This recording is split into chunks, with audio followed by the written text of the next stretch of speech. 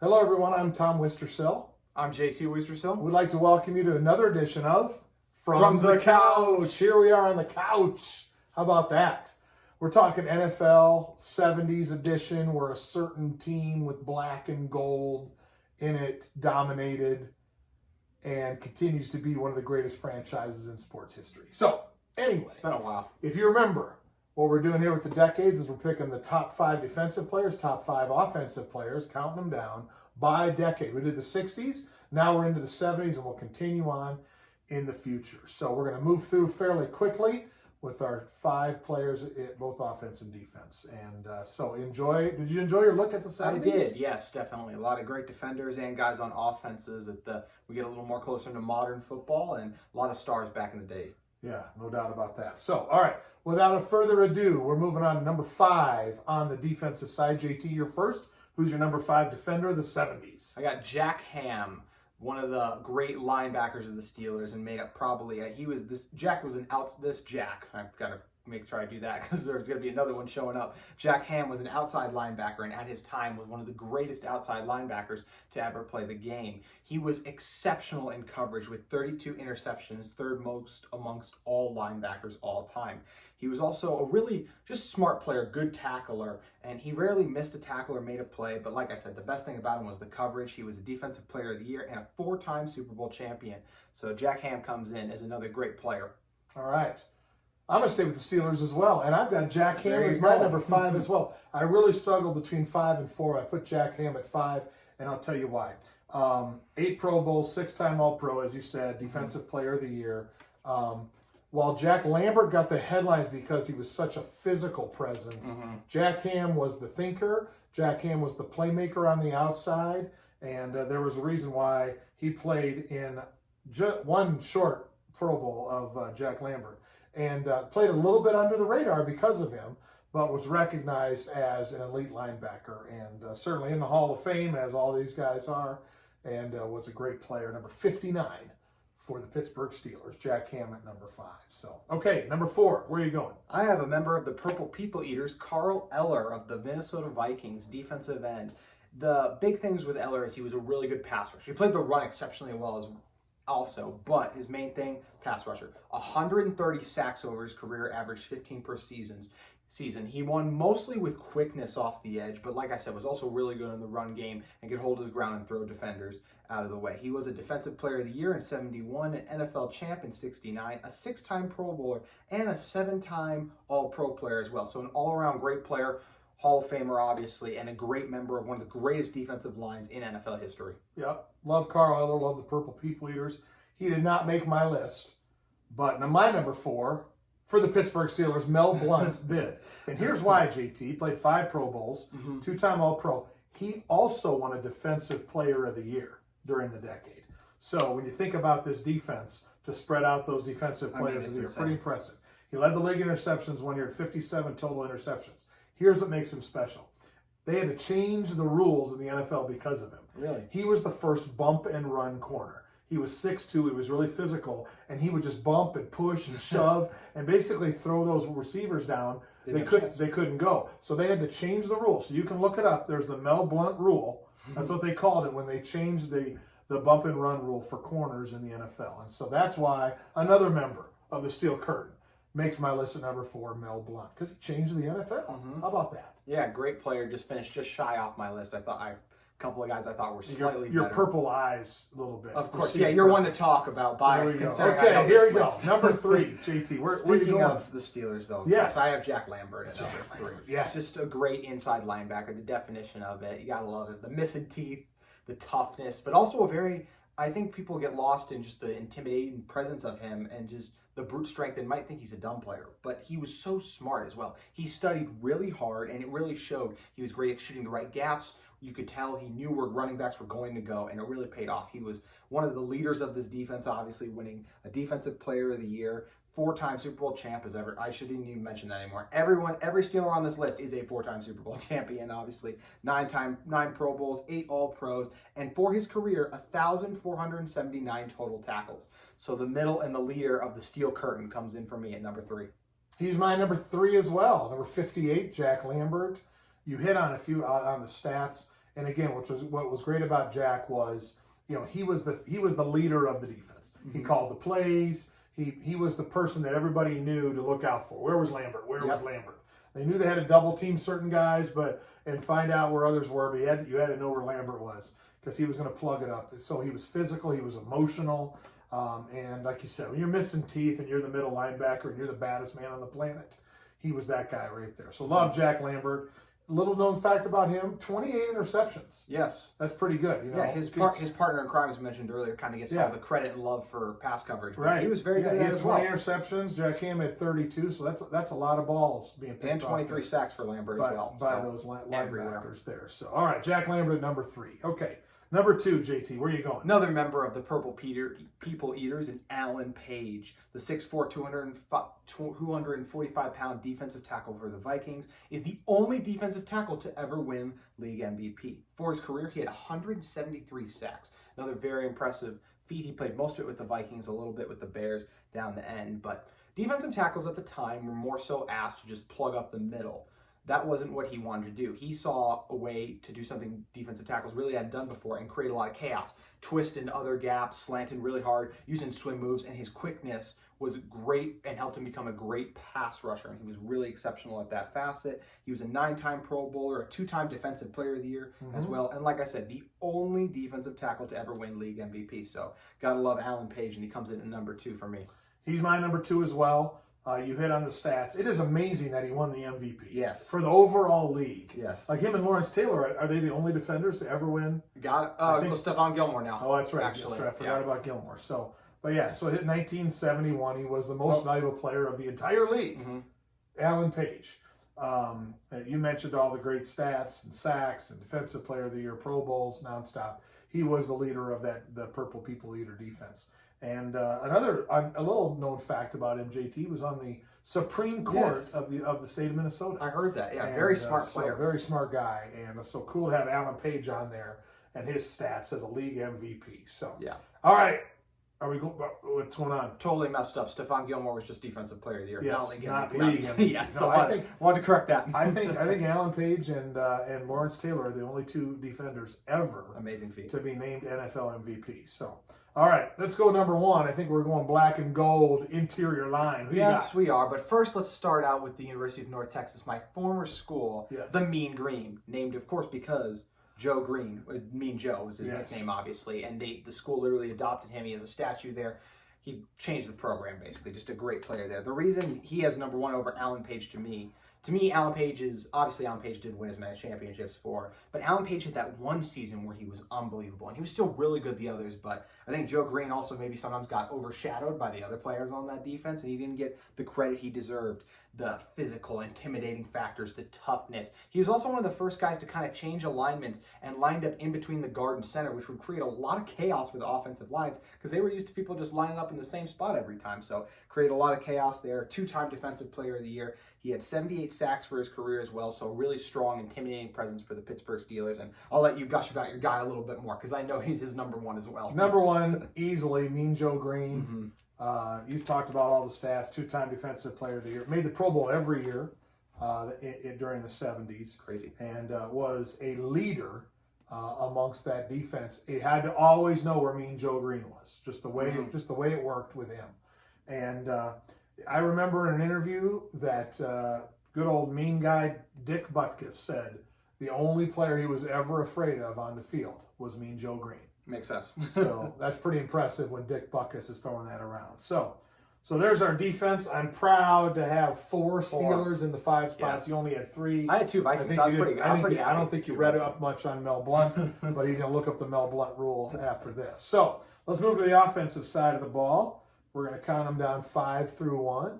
JT, where are you at with number 5? I'm at what you're wearing. Terry Bradshaw comes in at me for number 5. Ooh, wow. Big arm. Pretty low. He could be a little low. I'd say I have a lot of guys in this decade that are really good. One guy, I'd be shocked if he makes your list very high. But Bradshaw, what stands out most, focus on the positives. He's still top 5 of the decade. The big arm. He had a massive cannon of an arm and could really just let it rip. And, of course, he stepped up in the biggest moments a lot of the time, helping his team win those 4 Super Bowls. The defenses a lot of time could get him there as well, and defenses do win championships, but obviously can't be alone in that. So he called his own plays. 2-time Super Bowl MVP. He was also won an MVP, 3-time Pro Bowler. Terry Bradshaw was a really good player. Threw a little bit of interceptions for my liking as well. And I do think he was surrounded by so much talent. I think that's why he falls just a little bit behind the other 4 guys I have. Okay. I'm not going to blame him for having talent around him. So my number 5, where's the black and gold? That's Franco Harris. I got him at number 5. Led the league in touchdowns 1 year. Obviously won the Super Bowls, 9 Pro Bowls, JT. All Pro. 8 times during the decade ran for 1,000 yards. Franco did. So, again, a good offense. He was the workhorse and that. And as we've talked about before, we can't repeat players for the decades and that. So I thought long and hard about where I was going to put Walter in here, and then I looked at 80s and 70s. I decided to put Walter Payton in the 80s.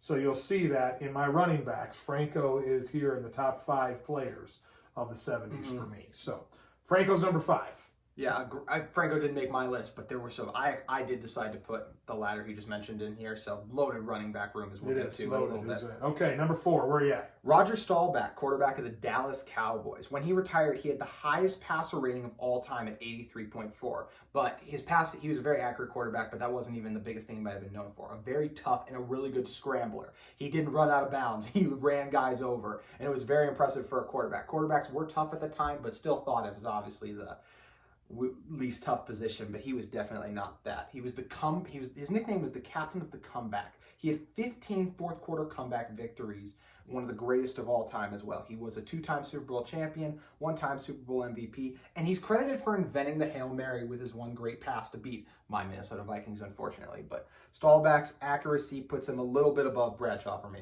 Okay.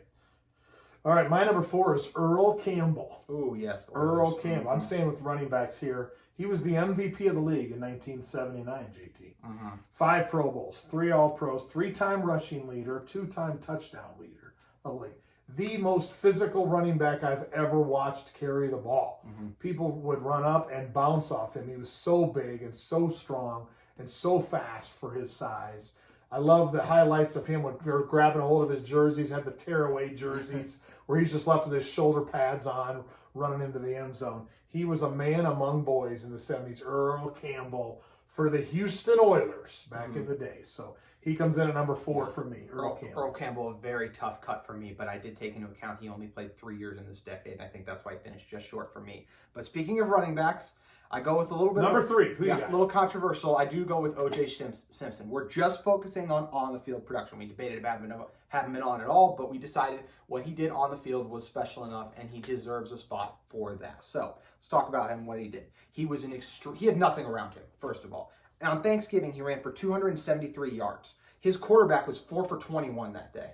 It's insane. He was all by himself. You can't name anyone else on that roster, but he was unbelievable. Shifty, fast, could juke guys. He could run guys over, not as well as Walter when we'll get to him, but just the ability is so hard to tackle. I mean, everyone knew they were going to run the ball, and he still would just light it up. When he retired, he had the most rushing yards in the league when he retired, and he recorded 2,000 yards in a single season as well. So what he did for his time, OJ was unbelievable with nothing around him. Yep, OJ's a great choice there. My number 3 is Roger Staubach. You already talked about him.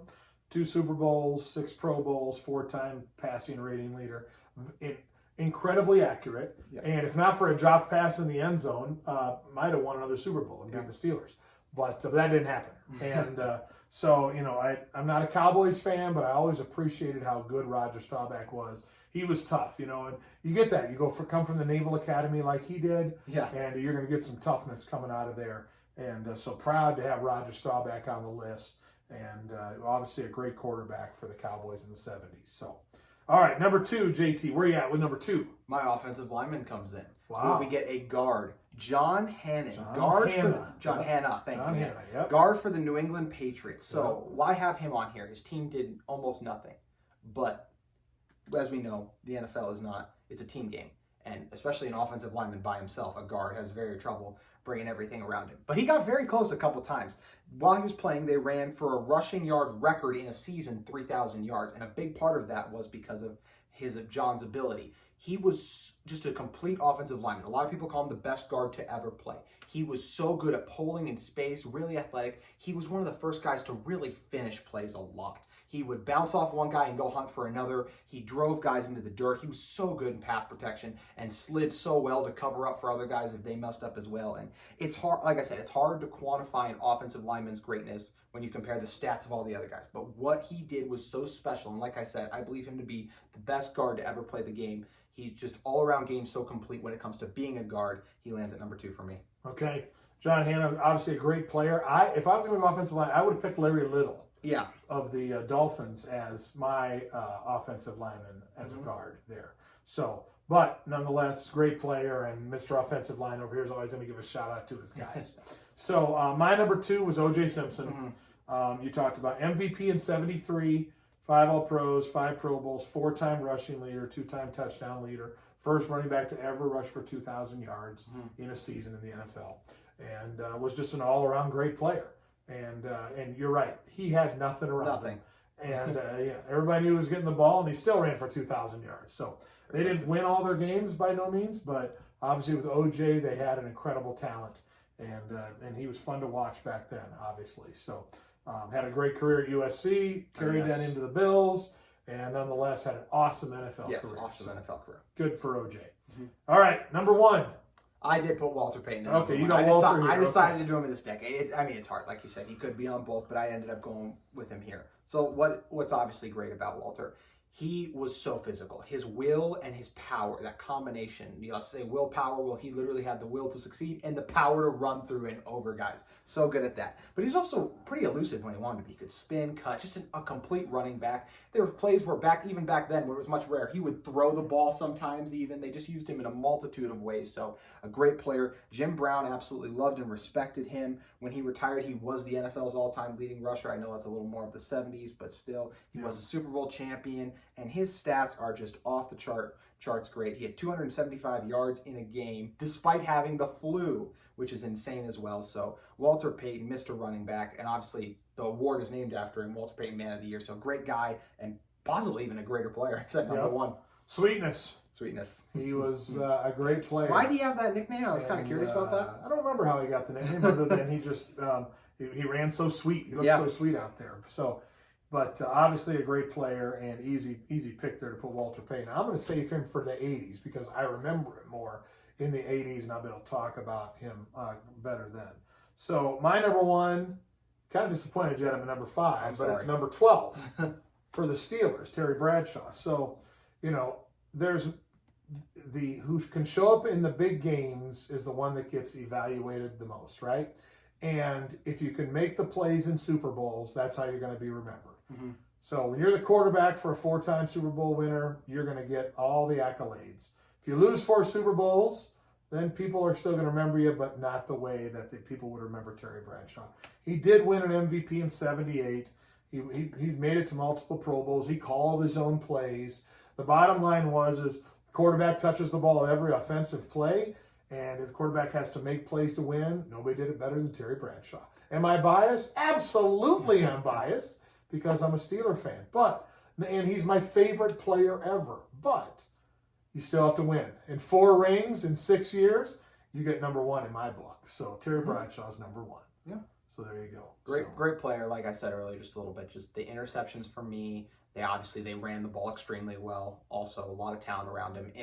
Like I said, the interceptions were a ton. I think that's what held him back. I think you focus on so much the Super Bowls as well, and he played amazingly in those. And those should carry the most weight, but there were a lot of bad in the regular season as well that I think held him back a little bit for me. Well, you're not going to talk me out of it, though. I know. So he's ahead of Staubach in my book. So, all right, well, there's our trip through the 70s, and hope you enjoyed our history tour on another edition of From the Couch. We'll see you next time when we visit the 80s. We'll see what happens there. See you next time.